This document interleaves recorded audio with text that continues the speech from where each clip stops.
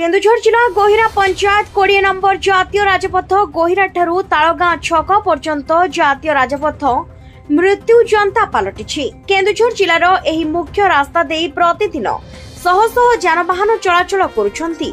एही जातीय राजपथ दे आनंदपुर उपखंडर विभिन्न अंचलरू लोकमाने स्कूल कॉलेज मेडिकल और विभिन्न सरकारी अनुष्ठान मानकु जीवा आसिबा करिथांती। किंतु जातीय राजपथर एभली स्थिति अत्यंत दुखदायक।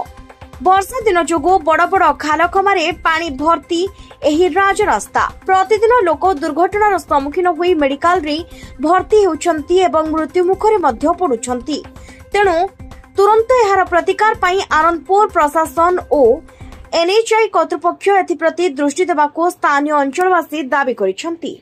विशेषकर घसीपुरा ब्लॉक रो गोइरा ठारू तालगा छक पर्यंत एही रास्ताटी संपूर्ण खराब हो जाइछि।